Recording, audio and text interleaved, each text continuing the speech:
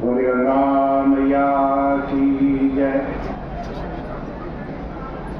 बोले सत्य सनातन धर्म की जय।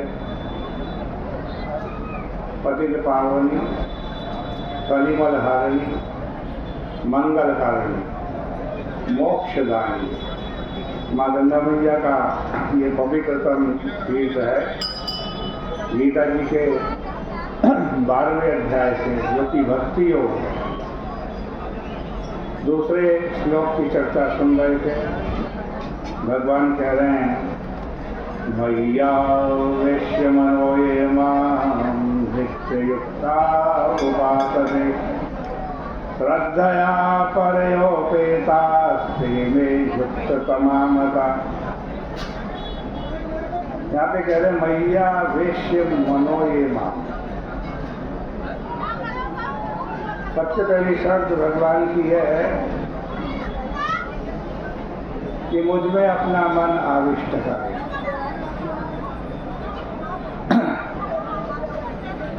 देखो,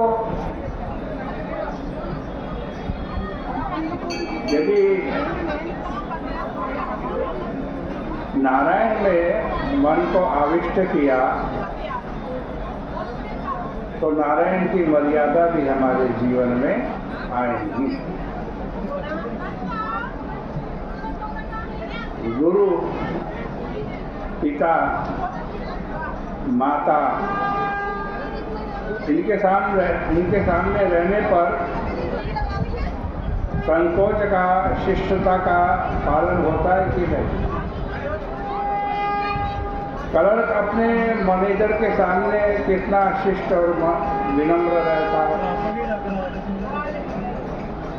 अब नारायण में मन आविष्ट करना है तो मन में उसके अनुरूप शिष्टता और मर्यादा आनी चाहिए। जब मन में भगवान में तभी रहेगा जब आप भगवान के अनुरूप अपने अंदर शिष्टता, मर्यादा रखेंगे।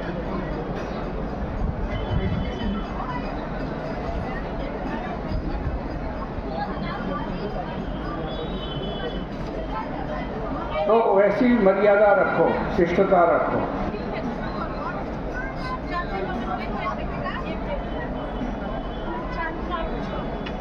नित्य युक्ता उपासते।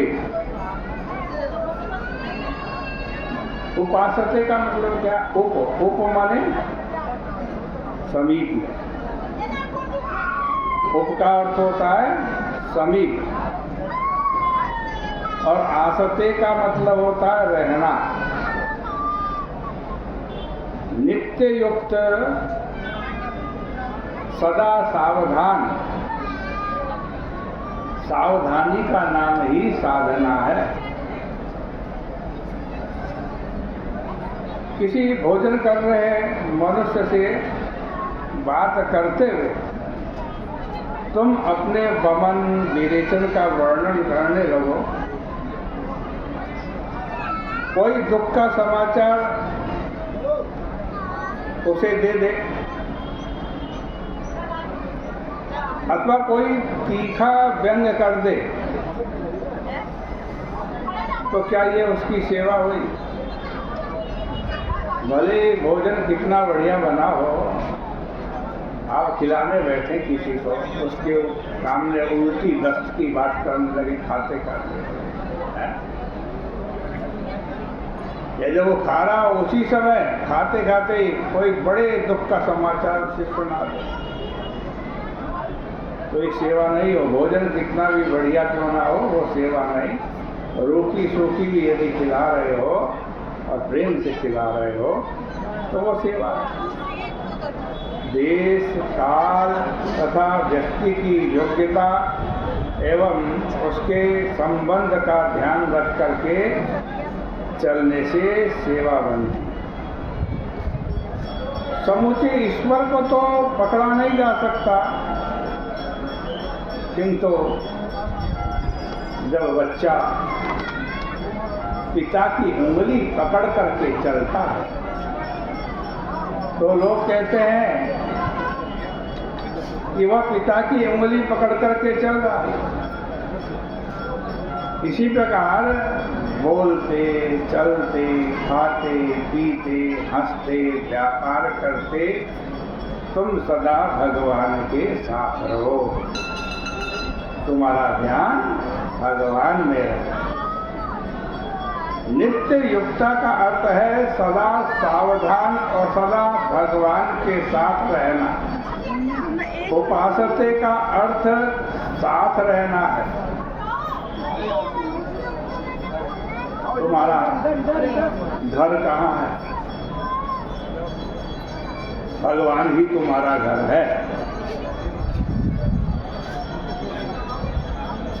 वही तुम्हारा निवास होना चाहिए। हर देश, हर काल, हर क्रिया में सदा सावधान रहो और सदा भगवान के साथ रहो। मन में सदा भगवान, मन को सदा भगवान में आविष्ट रखो। अब जैसे कोई ब्राह्मण है, उसमें ब्राह्मणत्व का आवेश है। अब उसे कोई अपवित्र वस्तु भोजन करने को कहो तो उसे वह कभी स्वीकार नहीं करेगा। एक ब्रह्मचर्य निष्ठ से विवाह करने को कहो तो वो इसे नहीं मानेगा। इसी प्रकार ये जो सांसारिक मोहब्बती ने मोहव्रती, मोहब्बत का मतलब क्या है? हिंदी से आया है मोहब्बत शब्द। मोहव्रती जो हमेशा मोह में ही पड़ा रहता है, वो मोह पर। मोहव्रती लोग, इनका आवेश ऐसा होता है, किसी से तो कहते हैं कि हम तुम्हारे बिना नहीं रह सकते, तुम ही हमारे सब कुछ हो। भगवान कहते हैं कि मन को ऐसे ही मुझ में आविष्ट करो, मुझ में आविष्ट। आगे कह रहे हैं इसी श्लोक में, श्रद्धया परोपेता। श्रद्धा चाहिए भगवान की भक्ति के लिए, और श्रद्धा भी साधारण है, परा श्रद्धा, सर्वश्रेष्ठ श्रद्धा। शंका मत करो कि भक्ति करने से हमारे अंतःकरण की शुद्धि होगी या नहीं,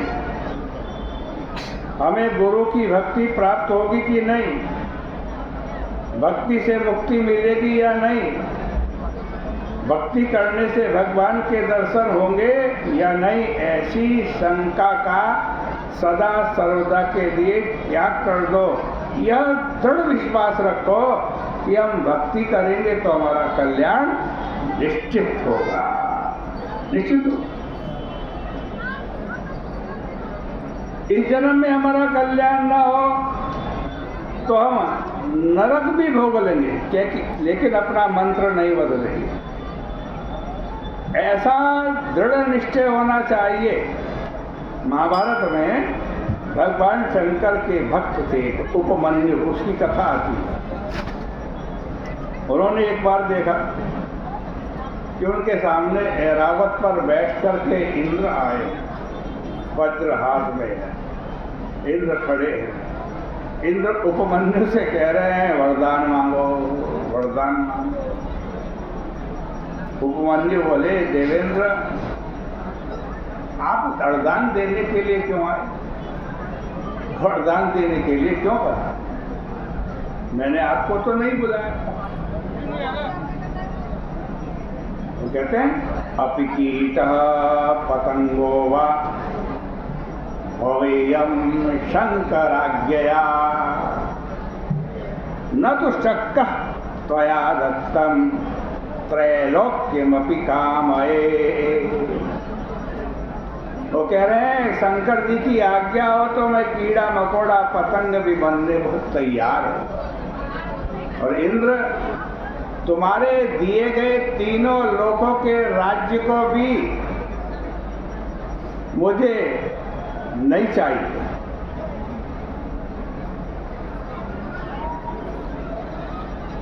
यह है दृढ़ भक्ति। जो लूंगा भगवान से, शंकर जी से लूंगा और किसी से नहीं लूंगा, चाहे इंद्रा है चाहे कुबेरा।